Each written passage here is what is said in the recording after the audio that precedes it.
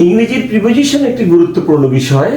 এই প্রিপোজিশনে আমরা সবসময় অন এবং ইন এর ব্যবহারে কনফিউজড হয়ে যাই।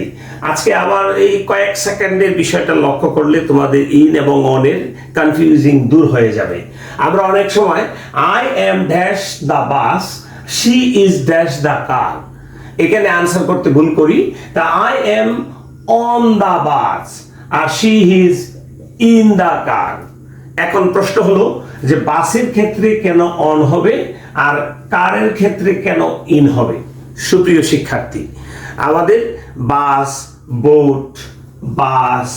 বোট, এয়ার এইসব ক্ষেত্রে সবগুলির আগে অন হবে, কারণ এই বাস, বোট, এয়ার এইগুলির ভেতরে হাঁটা যায়, দাঁড়ানো যায়, এই কারণে সেক্ষেত্রে অন হবে।